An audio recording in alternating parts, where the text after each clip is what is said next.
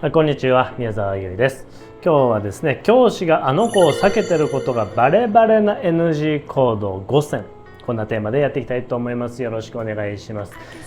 教師も人間ですからね、どうしたって会う子供、会わない子供っていうのはいるんですよ。僕はそれはいいと思います。教師人間だからね。ただそれを態度で表してしまうとまずいですよね。関係が構築しにくくなってきますから。いやいや皆さん、態度で表してなんかいません。誰にも平等に接してますよっていうふうに言われそうなんですけれども、案外そんなことないんですね。教師が無自覚に実は差をつけてしまってる、つまり避けていることが案外バレてしまってる態度、 NG 態度っていうのがあるんですよ。今日この動画最後までご視聴いただければ、教師自身が気づいていないあの子を無意識に避けているあの行動が5つよくわかると思います。この5つの行動なくしていけば、もっと子どもたちと関係が構築できるようになること間違いなしですね。よければ最後までご視聴ください。よろしくお願いします。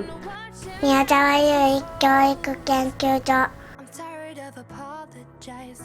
さあ、それではやっていきたいと思います。今からね、5つ紹介していきたいと思いますけれども、まず1つ目はですね、じゃん、こちら。そもそも話す機会が全然子供によって異なっている。これ一番まずいですね。教師はあんまり気づいてないんですよ。どの子供ともまんべんなく話しているっていうふうに思ってるんですけれども、案外そうではないわけですよ。気が合う子供、話しやすい子供、来てくれる子供、話がどんどん花が咲いていくような子供とは話す機会も、そして時間も量も多くなっていくわけですよ。これ1日2日だったらいいんですけれども、これが1週間1ヶ月半年1年って累積していくと、話す時間にものすごい時間が開いていってしまうんですよね。こういうところで子供は感じるわけですよ。あ、ひいきしている、僕のことは嫌いなんだ。コツは、今日一日振り返って、あの子と話したかな、あるいは話さなかったこといるかなっていうのを振り返ってちょっとメモしておくといいかもしれません。続いて2つ目、話す内容が業務的。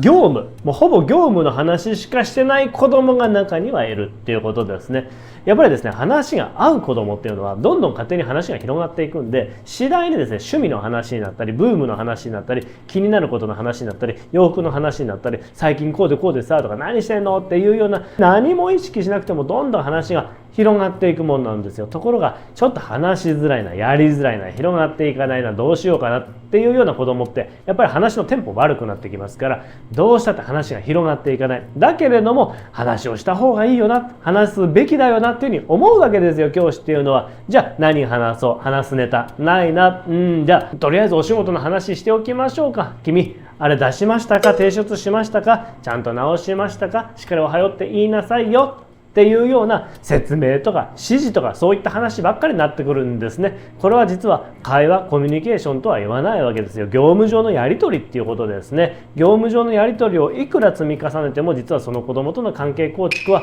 図られない。むしろ相手は寂しい思いをしてしまうこともあるかもしれません。そんな子供いませんか？ぜひね、振り返ってみてください。そして3つ目はですね、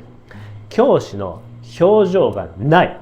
やっぱりなかなか話が合わない、気が合わない、ちょっとうまくいってない子供はですね、教師が緊張するんですよ。不安な気持ちになるんですよね。なんか反発されたらどうしようとか、相手がちょっと何を考えてるのかよくわからないななんていう不安な気持ちが芽生えるとですね、どうしても緊張しますから、その緊張っていうのは表情に出るわけですね。例えばですよ、じゃあ宿題なんか丸付けしていて、ちょっとここどういうことかな、ちょっと気になるの聞きたいなっていう時にですね、他の子供たちだったら、通常の子供たちだったら、これどういうことって普通にね、表情つけて聞けるんだけれども、こっちが少し不安な気持ちがあるとですね、ちょっと来てくれる、これどういうことというふうに表情、ほんの不意な、ほんの些細なところなんだけれども表情がなくなってくるんですね。これが積み重なっていくと、あの先生って怖いっていうふうに思われるわけですよ。もともとなんかうまくいってないのに表情がないことが積み重なっていって、もっと距離が空いていくことになるんですよね。これを続けていくと子どもたちはこう思うわけですよ。あの先生は私のことを避けてる、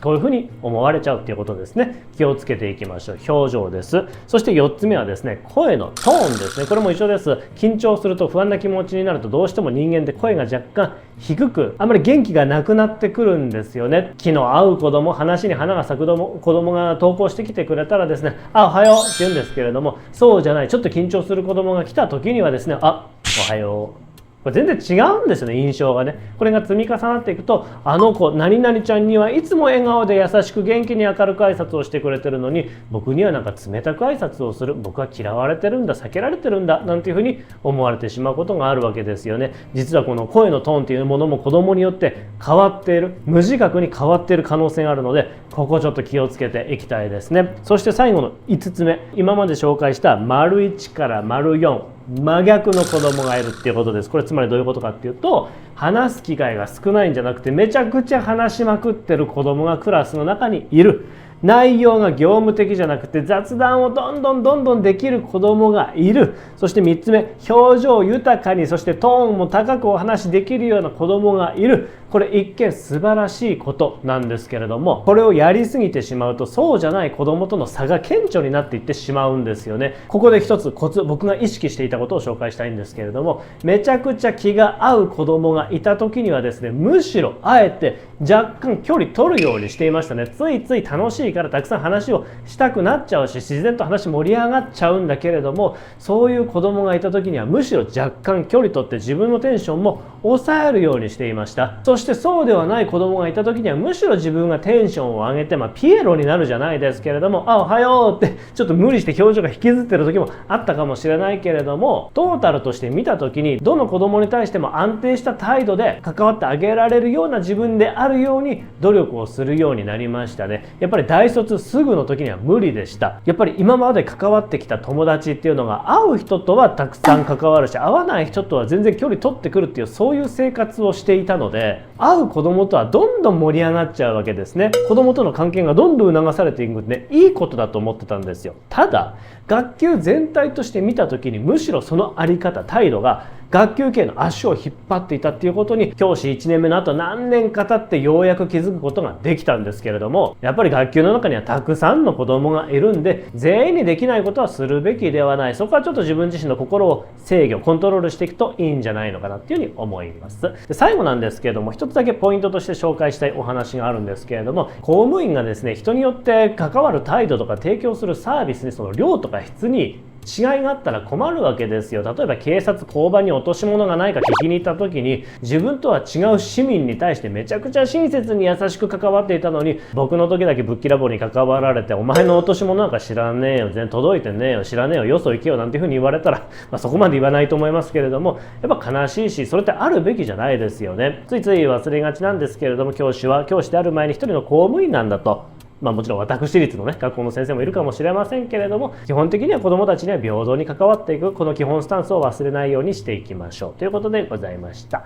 いかがだったでしょうか。今日はですね、教師があの子を避けていることがバレバレな NG 態度5選、このテーマでお話をさせていただきましたけれども、一番最初のお話に戻ります。やっぱり教師も人間ですからね、子どもと会う合わないっていうのは絶対あると思います。で、僕はこれあっていいと思います。人間ですからね、そこを無理やり自分自身の感情を押し込める必要はないと思いますけれども、それを態度で表すか表さないかっていうのは別の話です。そして無自覚に表してしまっていることが案外あったりするんですね。ここ気をつけていきましょう。僕はここで何回かヘマをして子供との関係に溝を作ってしまったことがあるので、今ご視聴いただいている皆さんにはそういう思いしていただきたくないなっていうふうに思いますので、よければ参考にしてください。今日の動画が面白かったよ、役に立ったよというふうに思っていただけたら、よければいいね、コメントしていただけるとすごい嬉しいです。よろしくお願いします。こんな感じで学級経営に関する動画1日1本配信しておりますので、お見逃しのないようにぜひチャンネル登録もポチッとよろしくお願いします。またこの動画皆さんの大切にしている同僚の先生がおられたら、よければシェアしていただけるとすごい嬉しいです。お願いします。最後に一つお知らせさせてください。じゃん、こちら通知表セミナー11月に開催させていただきます。学習評価は教師力そのものです。自分が行った学習指導支援が果たして効果を発揮しているのかどうなのか、これを正しく評価し、そしてそれを子どもたちに伝えていくことが子どもたちの成長を促していく上で必須であることは誰もが分かっていると思います。ところがその方法は案外シェアされていないんですね。その方法、評価の方法を正しく学んでいく機会を設けました。講師は三好先生、京都大学大学院で学習評価について研究をされていた先生になります。この学習習評価の本もめちゃくちゃ分かりやすいんですね。もう僕大好きで2回読み直しちゃいましたけれどもね、オンラインセミナーではもっともっと分かりやすく教えていただきたいと思っております。